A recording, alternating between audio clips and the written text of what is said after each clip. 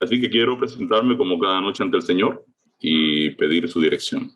Querido Padre Celestial, en esta hora que vamos a abrir nuevamente tu palabra, queremos pedirte en el nombre de Jesús la presencia especial de tu Espíritu Santo en medio nuestro. Necesitamos, oh Señor, de sabiduría, necesitamos de entendimiento. Y tú has dicho en tu palabra que si alguno tiene falta de sabiduría, pues puede pedírtela a ti, ya que tú eres la fuente de sabiduría, la fuente de todo conocimiento. Tú eres el ser omnipotente, omnisapiente, que todo lo conoce. Queremos pedirte en esta hora que tú nos des un poco de esa sabiduría para poder entender los principios de tu palabra y poder cada día más conocerte y crecer en tu gracia, en tu amor, en tu misericordia y sobre todo en tu salvación.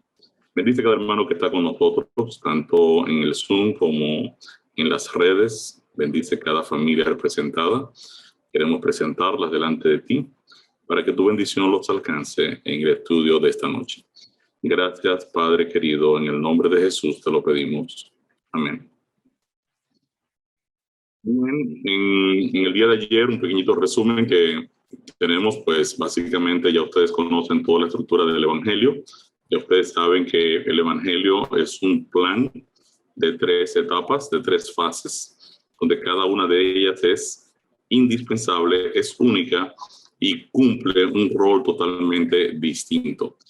Esas 3 fases es la respuesta del Evangelio al problema del pecado que nos afecta también en esas 3 direcciones: su presencia en nosotros, su gobierno, su señorío y su condena por cada uno de nosotros ser pecadores.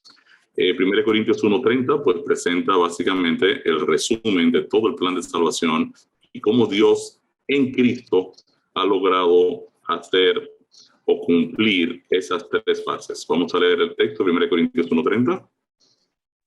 Mas por él estáis vosotros en Cristo Jesús, el cual nos ha sido hecho por Dios sabiduría, justificación, santificación y redención. Entonces, en esencia, básicamente, el Evangelio es un proyecto de pasado, presente y futuro. El Evangelio me salvó, yo no estaba presente en la cruz, no tenía que estarlo. Dios estaba reconciliando al mundo consigo mismo y a través del sacrificio de Cristo, el Señor me incluyó en esa cruz. En esa cruz dice el texto que Dios me absolvió, me justificó, me libertó de una condena que gravitaba sobre mí por ser pecador.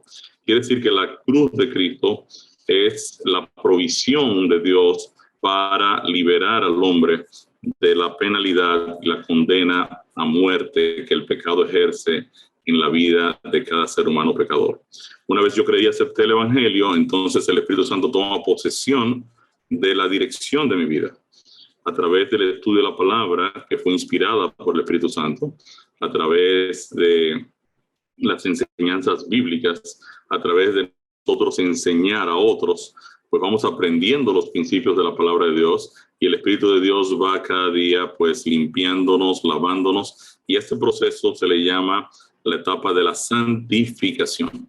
Santificar significa apartar para un uso sagrado. Diariamente el Espíritu Santo entonces nos aparta más del mundo y nos acerca más a Cristo.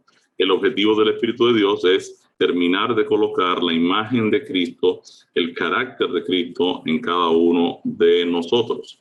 Y finalmente el Evangelio me va a salvar en el futuro, cuando Cristo venga por segunda vez, de este cuerpo pecaminoso, corruptible, mortal, y Dios me va a dar un cuerpo totalmente renovado, similar, tal y como vimos en la presentación de la segunda venida de Cristo, similar al cuerpo de nuestro Señor Jesucristo glorificado cuando resucitó.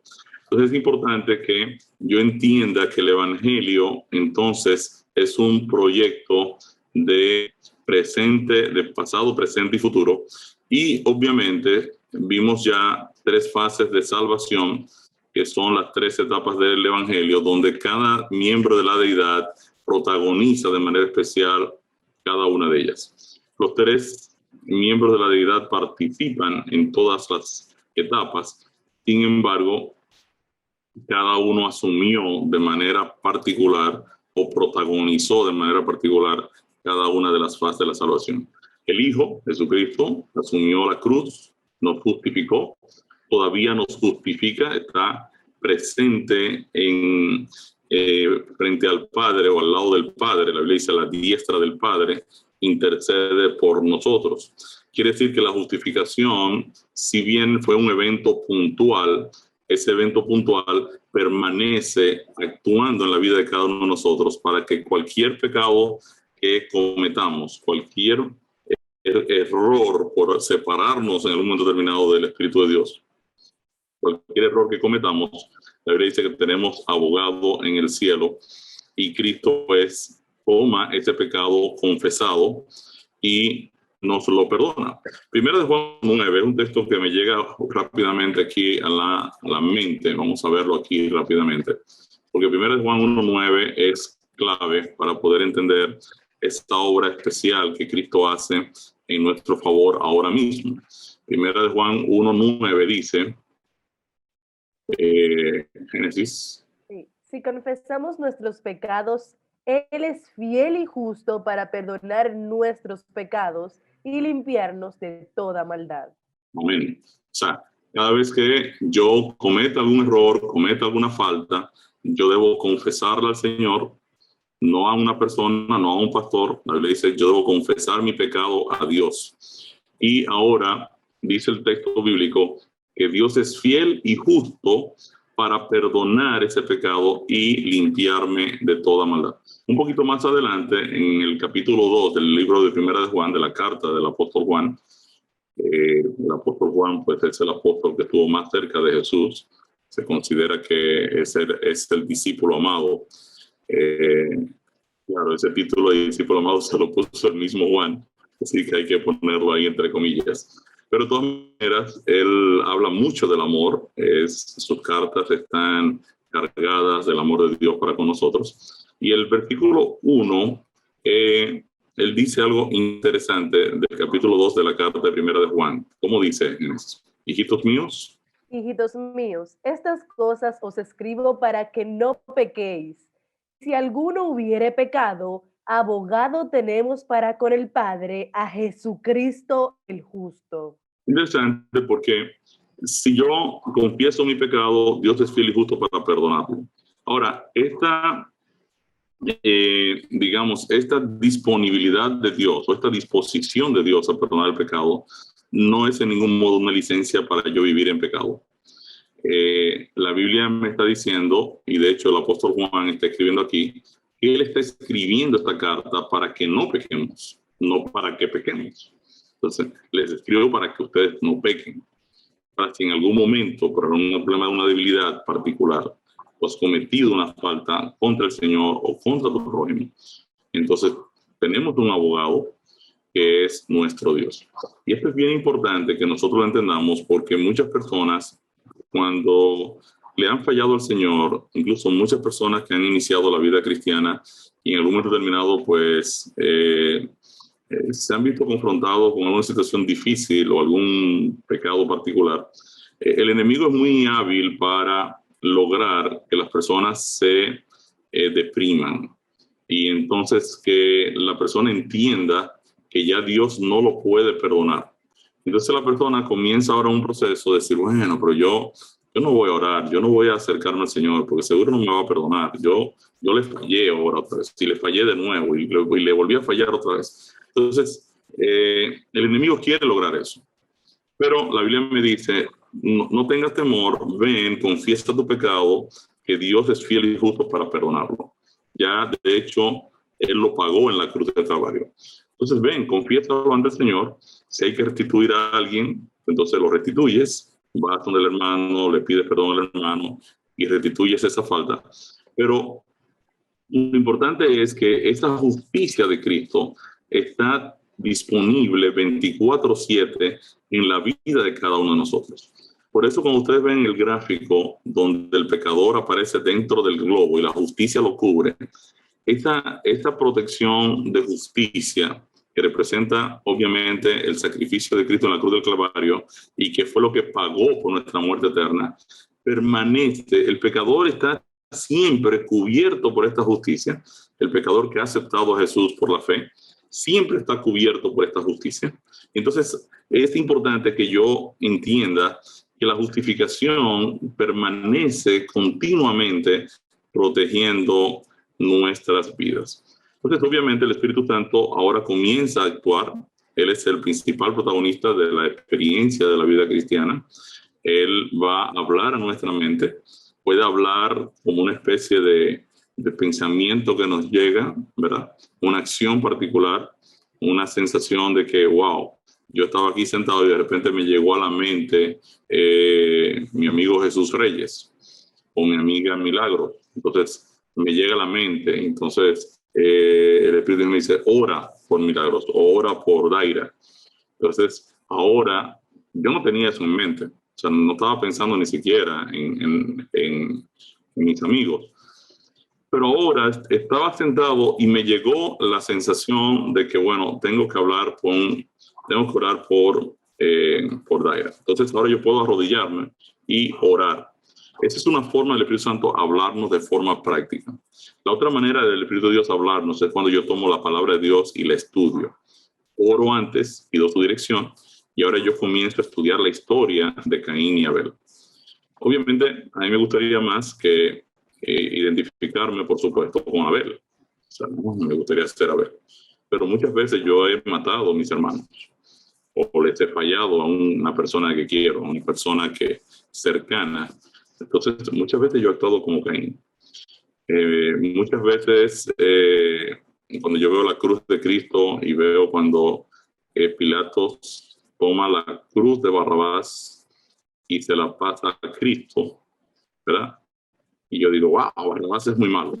Sí, pero que muchas veces yo he sido Barrabás. Muchas veces yo he sido perdonado y Cristo ha llevado la cruz mía. Y la Biblia pues me está dando enseñanzas, está escrita para que yo vaya aprendiendo que muchas veces también yo he sido Judas, muchas veces he traicionado a Cristo y le he fallado. Pero en esencia, yo no tengo que vivir la vida cristiana con un temor, con, wow, fallé. No, yo puedo ir ante el Señor. Mientras usted se mantenga firme, conectado con el Señor, entonces la Biblia me dice que Dios es fiel y justo para perdonar nuestros pecados, ¿verdad? Y limpiarnos de toda maldad. Y finalmente, en la etapa futura, pues esa es ahí concluye la historia. Ahí se terminó el juego. Quiere decir que en la etapa de la redención es donde nosotros recibimos el galardón, recibimos la salvación eterna. Y qué bueno que todos estemos ahí. Entonces es aquí donde Dios nos transforma radicalmente para vivir en la presencia de Dios para siempre. Entonces, este proceso que nosotros hemos analizado desde el pecador, ¿verdad?, condenado a muerte y a muerte eterna, hasta el momento en que yo soy redimido con un cuerpo totalmente renovado. Este proceso se le llama el nuevo nacimiento, ¿verdad?, cuando yo paso de incrédulo a creyente. Y obviamente el Espíritu de Dios comienza a transformar mi vida y crea una nueva creación. Es una nueva vida, ¿verdad? Es un nuevo nacimiento. Yo nací carnal y ahora Dios quiere hacerme partícipe de su naturaleza divina. Por lo que vimos en el tema número 13, Cristo en nosotros. Ahora Cristo quiere morar en nosotros. El apóstol Pablo lo dice cuando declara Cristo en ustedes la esperanza de gloria. Quiere decir que el objetivo del Evangelio es que nosotros realmente seamos transformados y cambiemos nuestra naturaleza. De una naturaleza carnal que veníamos a una naturaleza espiritual, y eso se le llama una nueva creación. Y eso lo vimos en 2 Corintios 5:17, que fue donde ya introducíamos este tema. Por lo tanto, si alguno está en Cristo, es una nueva creación. Lo viejo ha pasado, ha llegado ya lo nuevo. Excelente. Entonces somos una nueva creación. Y eso es lo que vamos a ver esta noche. Vamos a ver los principios de la creación y cómo son un equivalente a lo que ocurre en la creación de cada uno de nosotros. Hablamos un poquito de los 4 modelos en los cuales se fundó o existen para las personas entender de dónde venimos. El concepto de la ilusión, de la autocreación, de la casualidad y de la causa no causada. Explicamos cada uno de ellos. Quizá por esto fue que nos tumbaron el video, pero qué bueno que nos están tumbando. Eso significa que, como decía Don Quijote, a Sancho nos ladran, es señal de que cabalgamos. O sea que vamos bien. Entonces, estas son los 4 modelos que existen, y no importa de quién usted sea y lo que usted crea, usted solo puede escoger uno de estos 4 modelos, no existe más, solo esos 4 modelos. Y los seres humanos pues están agrupados o en aceptar la autocreación, o en aceptar la casualidad, o en aceptar la causa no causada. Decíamos que los seres humanos en particular son de toda la creación los que tienen 5 grandes privilegios. Tienen una capacidad de razonar, o sea, tenemos la capacidad de pensar, de hacer análisis, de entender, de procesar ideas, de generar nuevos pensamientos. Eso es extraordinario. También tenemos la capacidad de elegir, de saber lo que está bien y lo que está mal. Podemos entender, ¿verdad? Por ejemplo, el león se come al ser humano, pero usted no puede decir al león, ¿qué pasó? Te equivocaste, ¿cómo va a hacer eso? Tú no te puedes comer a un ser humano. No sé de qué me estás hablando, pero no puedo comer lo que yo quiero. O sea, el león no tiene la capacidad para discernir valores morales. Los seres humanos tenemos esta conciencia que está ahí alerta para decirnos que está bien, que está mal, que es correcto, que no es correcto.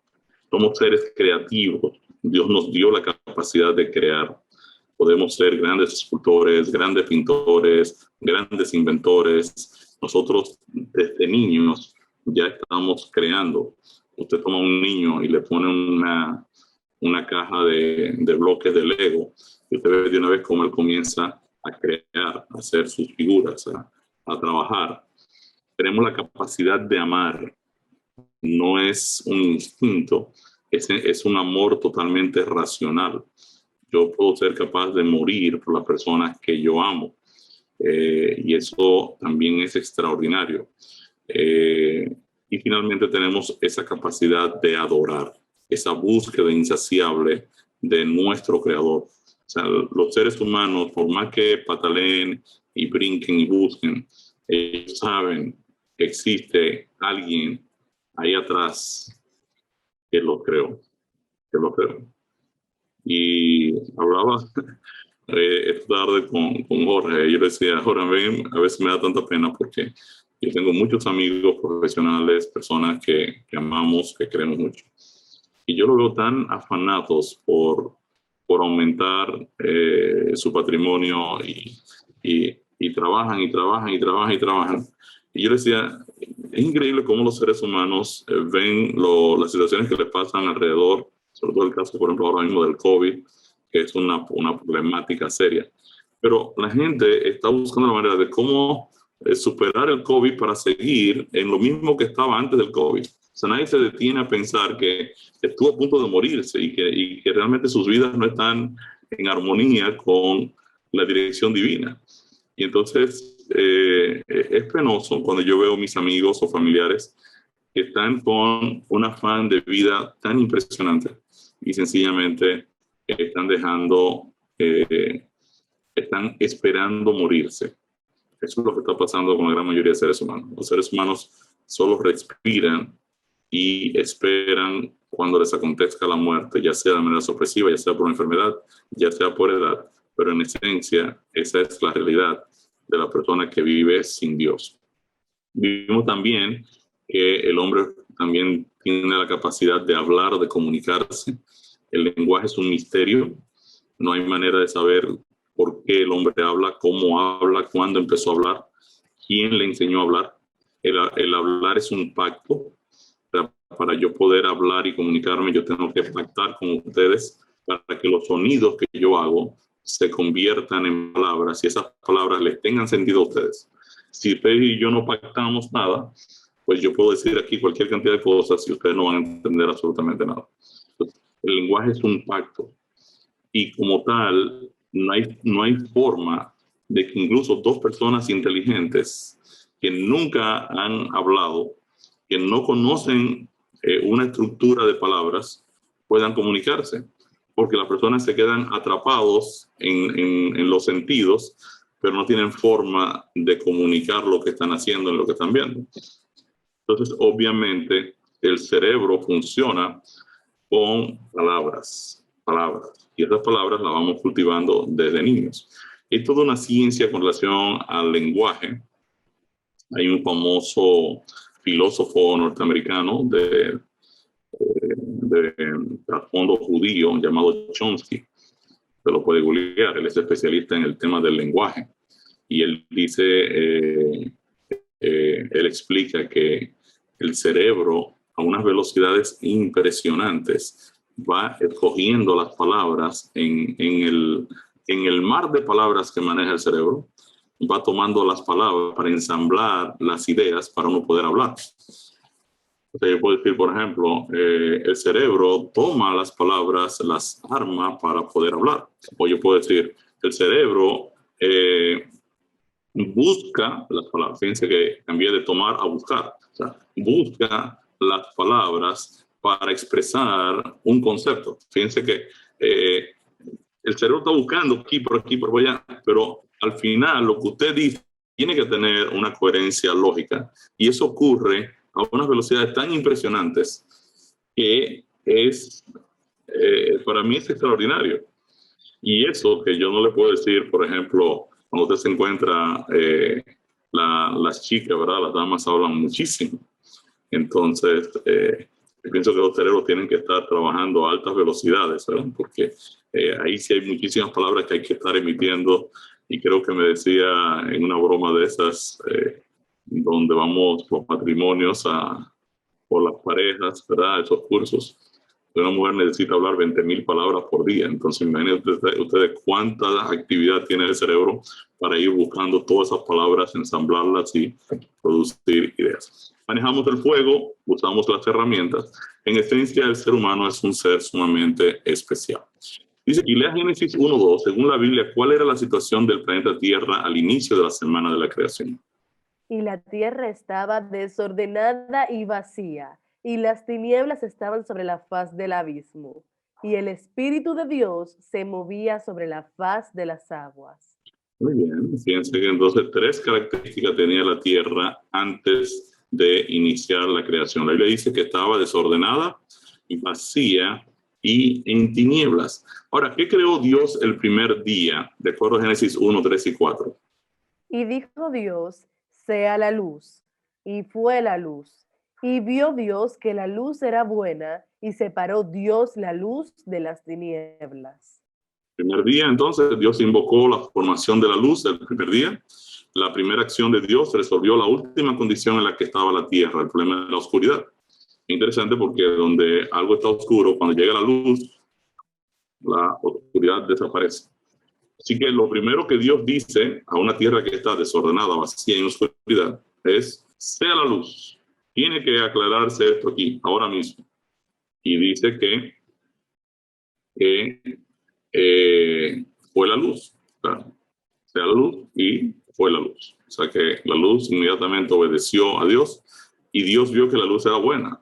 Y aquí hubo una separación inmediata entre la claridad y lo oscuro. Lo que está claro no está oscuro. Eso también me gusta. Pero dice aquí, lea Génesis 1, 6 al 10. ¿Cómo surgió la tierra? Luego dijo Dios, haya expansión en medio de las aguas y separe las aguas de las aguas. E hizo Dios la expansión y separó las aguas que estaban debajo de la expansión de las aguas que estaban sobre la expansión. Y fue así. Y llamó Dios a la expansión cielos. Y fue la tarde y la mañana el día segundo. Dijo también Dios, júntense las aguas que están debajo de los cielos en un lugar, y descúbrase lo seco. Y fue así. Y llamó Dios a lo seco tierra, y a la reunión de las aguas llamó mares. Y vio Dios que era bueno. Quiere decir que después que vino la luz, había todavía toda una cantidad de agua, expansión, todo estaba ahí mezclado. Y ahora Dios separa las aguas de la expansión, lo que es agua de lo que es cielo, ¿verdad? Y luego dice que la tierra surge de las aguas y el Espíritu de Dios se movía en medio de las aguas. No se olviden de este detalle que es sumamente importante. La tierra emergiendo del agua y el Espíritu de Dios en el manejo de las aguas. Ahora, vamos a leer Génesis 1, 11, 25. ¿Qué continúa haciendo Dios luego del tercer día? Después dijo Dios, produzca la tierra hierba verde, hierba que dé semilla, árbol de fruto que dé fruto según su género, que su semilla esté en él sobre la tierra. Y fue así. Y fue la tarde y la mañana el día tercero. Dijo luego Dios, haya lumbreras en la expansión de los cielos para separar el día de la noche, y sirvan de señales para las estaciones, para días y años. Y fue la tarde y la mañana el día cuarto. Dijo Dios, produzcan las aguas seres vivientes y aves que vuelen sobre la tierra en la abierta expansión de los cielos. Y creó Dios los grandes monstruos marinos y todo ser viviente que se mueve, que las aguas produjeron según su género, y toda ave alada según su especie. Y vio Dios que era bueno, y fue la tarde y la mañana el día quinto. Luego dijo Dios, produzca la tierra seres vivientes según su género, bestias y serpientes y animales de la tierra según su especie. Y fue así. E hizo Dios animales de la tierra según su género, y ganado según su género, y todo animal que se arrastra sobre la tierra según su especie. Y vio Dios que era bueno. Quiere decir entonces que Dios del tercer día al sexto llenó de vida la tierra con animales, con aves, con animales acuáticos, con animales terrestres, con animales alados. O sea, aquello se llenó de vida. Toda la tierra fue llena de vida. Ahora, ¿cómo fue creado el hombre? Nosotros vimos este videito, es cortito, se lo voy a poner aquí rápidamente. Variedad de asombrosas y diversas criaturas de amor. Este nuevo mundo sería único porque las criaturas principales serían hechas a la imagen de Dios. Para ellos, el Señor también les daría dominio de este nuevo planeta que conocemos como Tierra. En el principio creó Dios la tierra, y vio Dios todo cuanto había hecho, y era bueno en gran manera. ¡Qué imagen tan asombrosa! Dios forma un nuevo mundo, nuestro planeta Tierra. Y con cada maravilloso día de la creación, algo nuevo y espectacular entraba a formar parte de la escena. Por ejemplo, en el tercer día Dios habló y vegetación hermosa y exuberante saltó a la existencia. Plantas de todos los colores, formas y tamaños. En el quinto día, el mundo estaba lleno con asombrosas, exóticas criaturas que podían ya sea elevarse por los cielos o deslizarse libremente por las aguas azules, y algunas podían hacer ambas cosas. El sexto día vio la presentación de una variada y diversa multitud de animales terrestres. Desde el gigante elefante hasta la pequeña ardilla, cada uno encontró un hogar en el nuevo planeta y un lugar para vivir en armonía con el resto de la creación. Y también en el sexto día, Dios creó al hombre. Entonces dijo Dios, hagamos al hombre a nuestra imagen, conforme a nuestra semejanza. Entonces Jehová formó al hombre del polvo de la tierra y sopló en su nariz aliento de vida, y fue el hombre un ser viviente. Y Jehová plantó un huerto en Edén, al oriente, y puso ahí al hombre que había formado.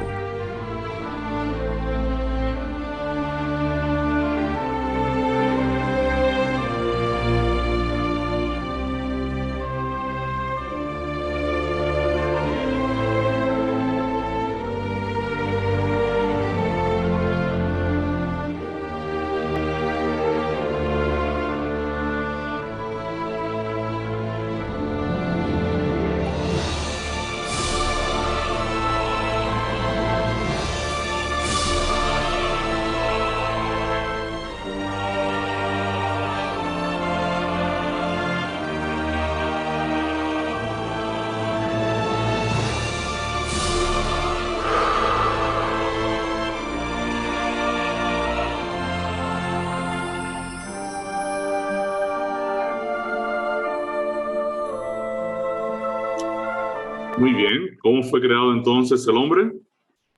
Entonces dijo Dios, hagamos al hombre a nuestra imagen, conforme a nuestra semejanza, y señoree en los peces del mar, en las aves de los cielos, en las bestias, en toda la tierra y en todo animal que se arrastra sobre la tierra.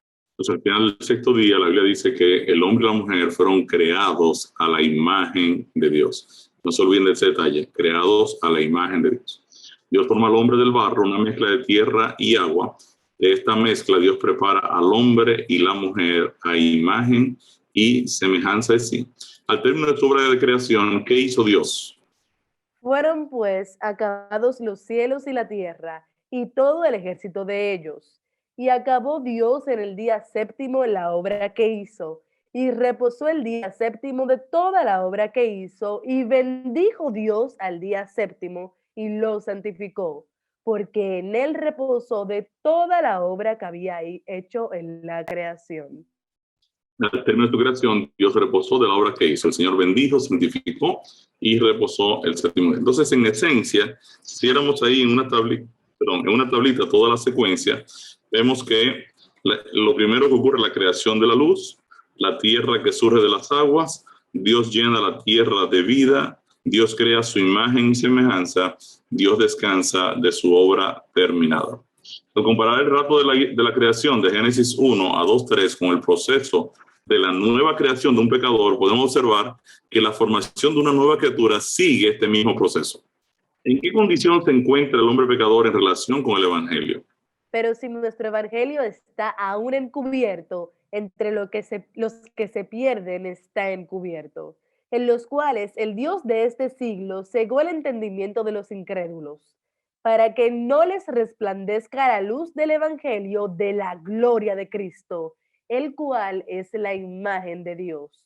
Pues, si el Evangelio está encubierto, la luz del Evangelio no se ha resplandecido en la mente del incrédulo. ¿Cómo está este hombre? O sea, la persona que aún desconoce el Evangelio se encuentra en oscuridad, con su mente entenebrecida hasta que le brille el Evangelio de Cristo.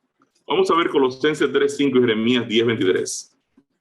Haced morir, pues, lo terrenal en vosotros: fornicación, impureza, pasiones desordenadas, malos deseos y avaricia, que es idolatría. ¿Cómo son las pasiones de las personas que son carnales?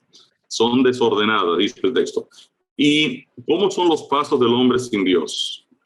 Conozco, oh Jehová, que el hombre no es señor de su camino, ni del hombre que camina es el ordenar sus pasos.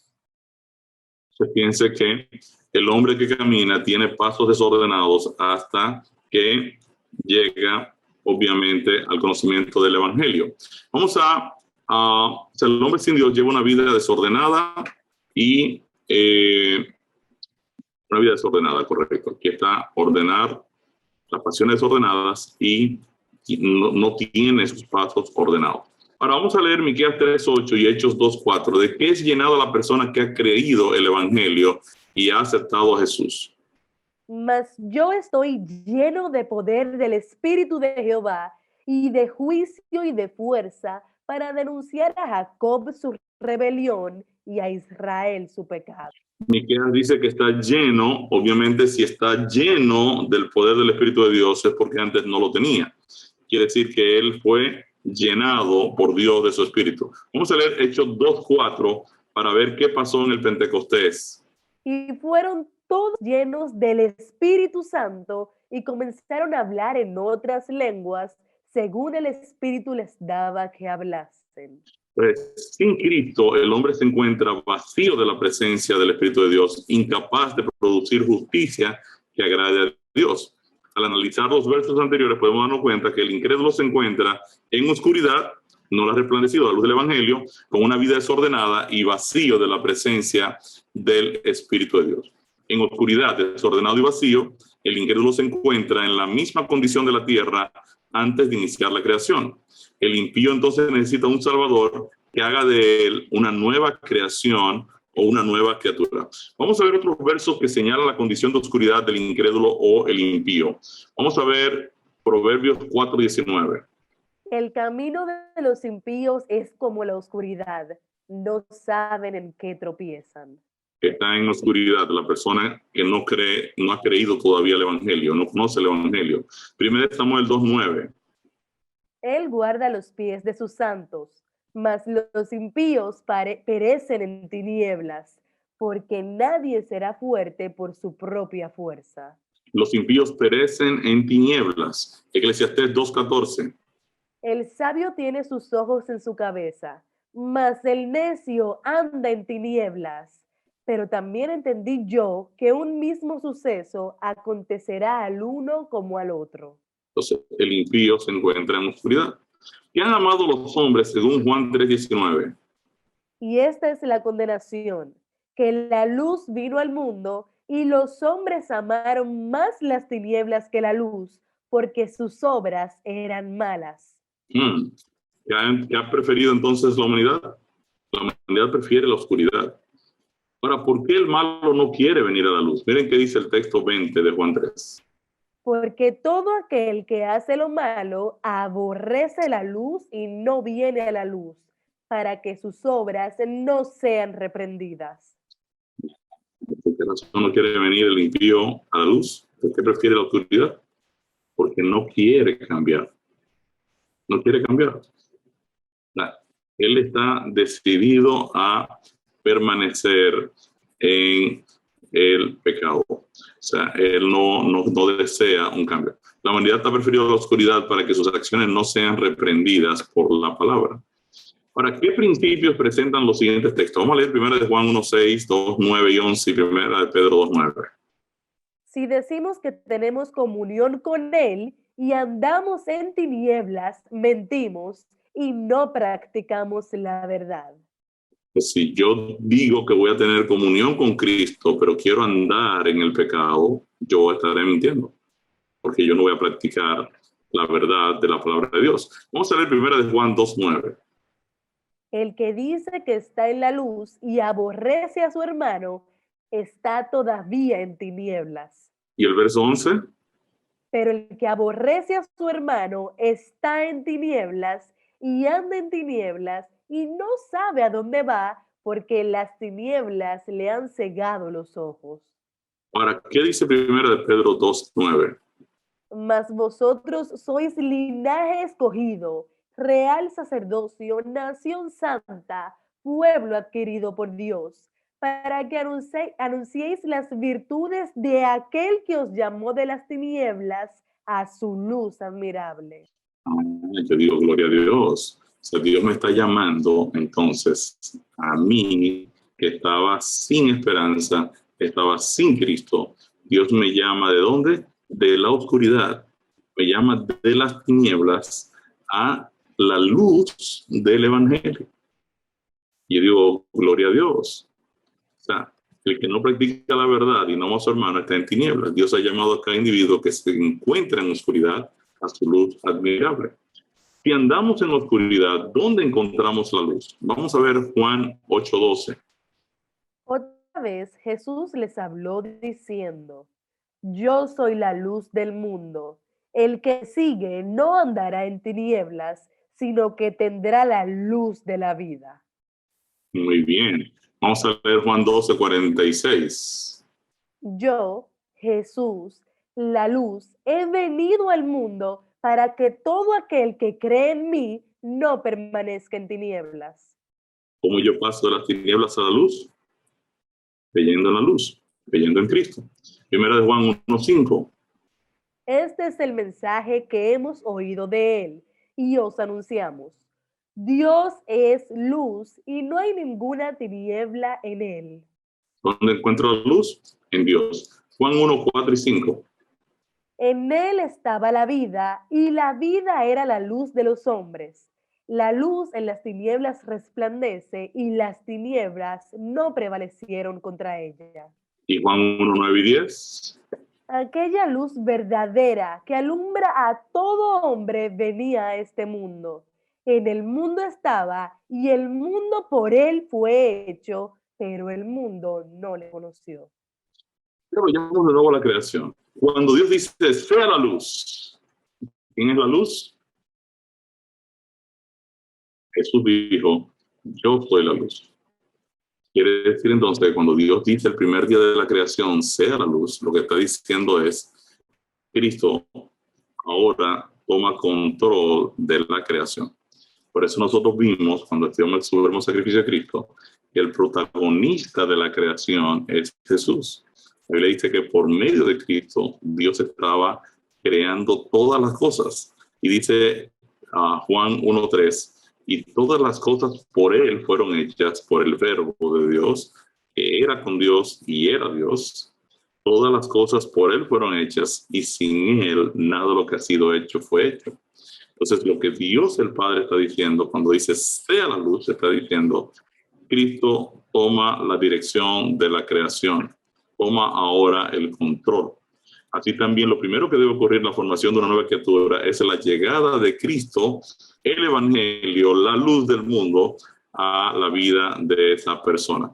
El primer paso del ser humano es salir de las tinieblas y la oscuridad, aceptando a Cristo como Salvador y Redentor. De acuerdo al estudiado, este se conoce como justificación. ¿Cómo llama la palabra al Evangelio? Lo leímos hace un ratito.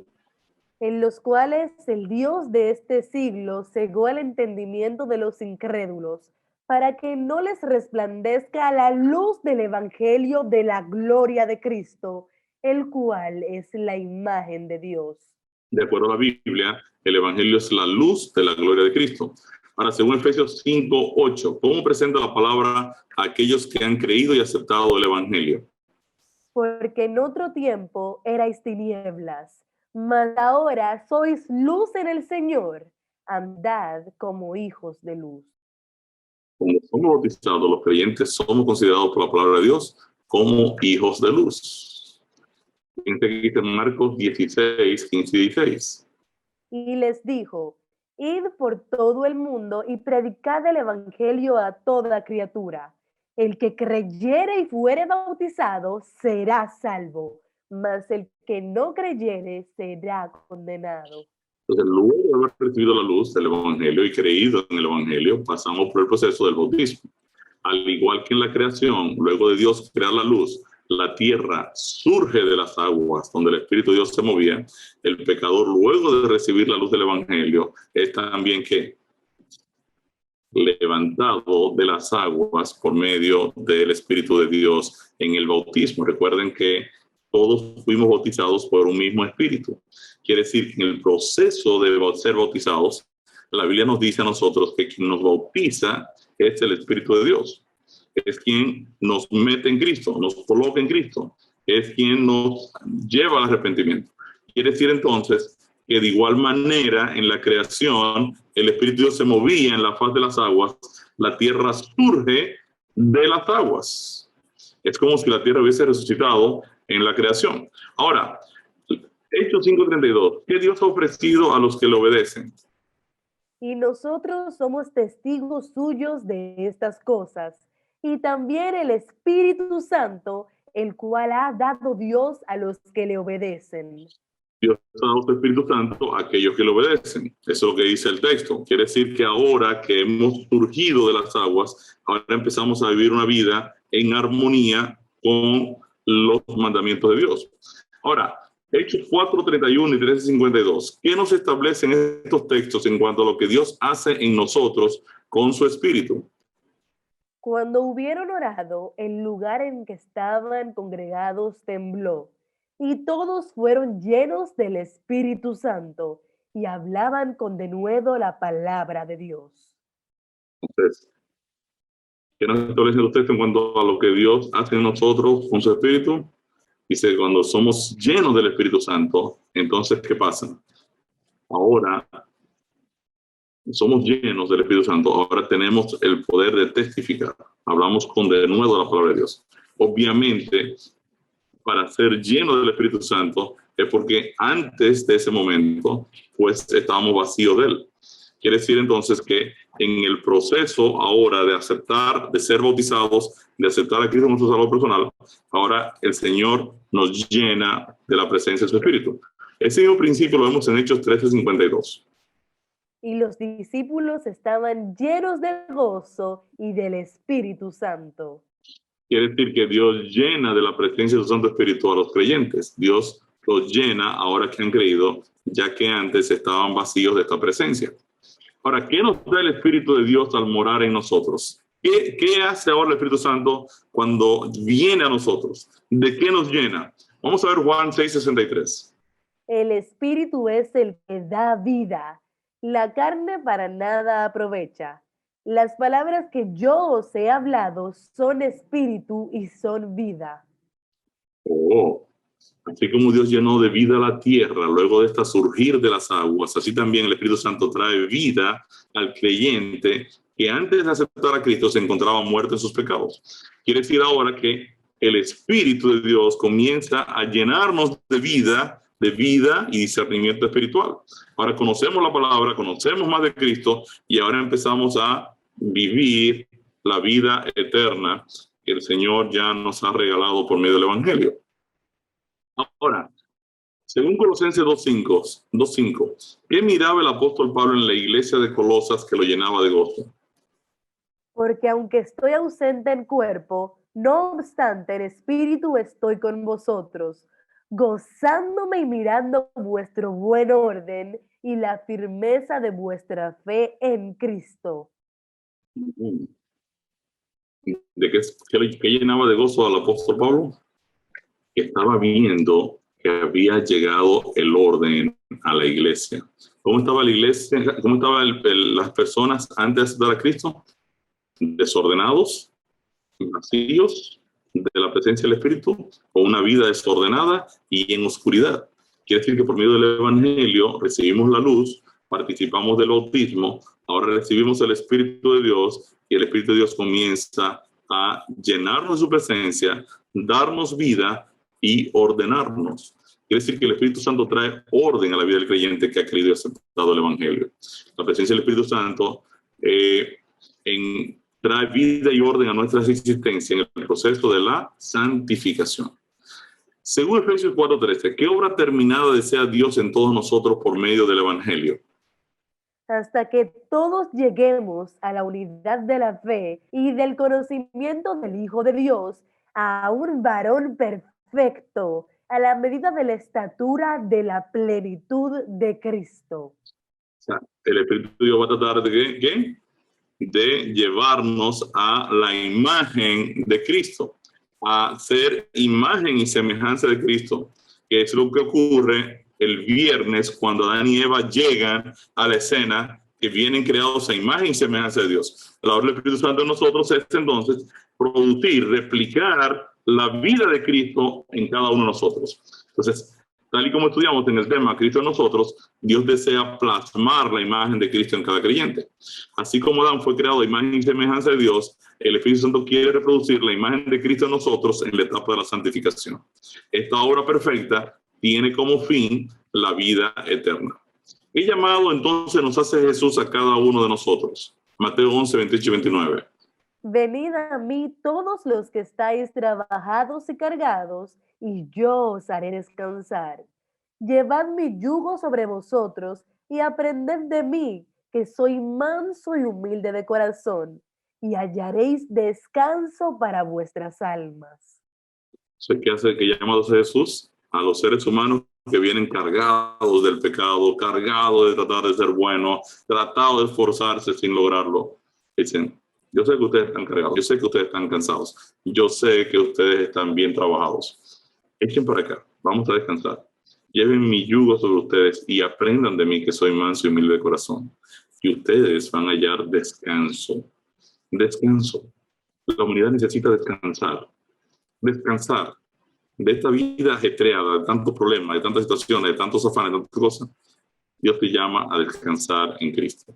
Te dice, hey, Ana Román, Byron Medrano, Carlita, Carmen, Darío Matos, Daisy, descansa. Es tiempo de descansar. Ya ustedes no pueden seguir con ese ajetreo, con ese afán de vida. Jesús entonces nos invita a abandonar nuestras cargas de pecado y encontrar descanso en Él. Isaías 30:15, la primera parte, ¿qué termina produciendo el Evangelio en el pecador atribulado? Porque así dijo Jehová el Señor, el Santo de Israel. En descanso y en reposo seréis salvos. En quietud y en confianza será vuestra fortaleza. ¿Qué termina produciendo entonces el Evangelio en el pecador atribulado? Reposo, descanso. El Evangelio nos lleva a descansar en nuestra salvación. El sábado apunta al reposo eterno que el pecador redimido tendrá en la segunda venida de Cristo, donde descansará para siempre en el gozo de su redención. Entonces, resumen de la creación. Lo primero, que la tierra estaba desordenada, vacía en oscuridad. Dios dice, sea la luz. Lo primero que tiene que ocurrir es venir la luz. Luego la tierra surge de las aguas. Luego Dios llena la tierra de vida en los primeros, del tercer al sexto día. Dios crea su imagen y semejanza el sexto día. Dios descansa, eso habrá terminado. Ahora, en la nueva creación, el pecador se encuentra desordenado, con sus pasos ordenados, vacío del Espíritu Santo y en oscuridad de la salvación. Pero lo primero que tiene que ocurrir ahora en la nueva creación es que el pecador es iluminado por el Evangelio de Cristo, la justificación. Luego es bautizado, tiene que surgir de las aguas. Dios luego nos llena de la presencia de su Espíritu Santo en el proceso de la santificación, nos da vida, y ahora el Espíritu Santo va a plasmar la imagen de Cristo en nosotros. El pecador redimido ahora reposa en Cristo para siempre en la etapa de la redención. Entonces, el relato de la creación. La tierra desordenada, vacía en oscuridad, era la condición de la tierra antes de la creación. Luego de la creación, la tierra terminó iluminada, llena de vida y ordenada. Sin Jesús, el hombre se encuentra desordenado, vacío y en oscuridad. Ahora, Cristo, la luz, inicia la nueva creación, el proceso de justificación. La cruz de Cristo es lo que ahora me ilumina, porque ahora yo digo, wow, Cristo pagó por mis pecados. Cristo me ha dado vida, me ha traído ahora la oportunidad de yo salir de la condenación que el pecado ejercía en mi vida. Ahora yo tengo acceso a la vida. Eso es lo que Cristo hace en la cruz del Calvario. Cristo inicia el proceso de la conversión. Así como la tierra surge de las aguas, así el pecador surge del bautismo. Ahora Dios llena de vida la tierra, la ordena. El Espíritu ahora nos da vida, nos ordena en la etapa de la santificación. Luego aparece la imagen de Dios el sexto día. También el Espíritu nos trae la imagen de Cristo a cada uno de nosotros. Dios descansa el sábado. El pecador redimido descansa en Cristo. Y aquí tenemos entonces las tres fases de la salvación. Con Jesús, el hombre se encuentra iluminado con la luz del Evangelio, justificación, lleno del Espíritu Santo, bautismo, con una vida en el Espíritu ordenada a semejanza de Jesús, santificación, reposando en la salvación. Mi respuesta al tema: ¿entiende usted que el pecador sin Cristo se encuentra desordenado, vacío y en tiniebla, la misma condición de la tierra antes de ser creada? ¿Amén? ¿Desea usted que Dios lo ilumine, lo llene de su Espíritu Santo y le ordene sus pasos hasta ser hecho semejante a Jesús y encontrar reposo en su salvación? En resumen, ¿qué hemos aprendido hoy? Hoy aprendimos que el Evangelio es una nueva creación y que existe un paralelismo entre la creación de la tierra y la creación de un creyente en Cristo, tal y como vimos en esta tabla. Aprendimos que el incrédulo se encuentra en la misma condición de la tierra antes de iniciar la creación, en oscuridad, una vida desordenada y vacía de la presencia del Espíritu Santo. El incrédulo está necesitado de un Salvador que haga de él una nueva creación. Y finalmente aprendimos que por medio del Evangelio el ser humano termina iluminado por la gloria de Cristo, lleno de la presencia del Espíritu Santo, su vida ordenada por la palabra y reposando en la salvación en Cristo Jesús. Amén.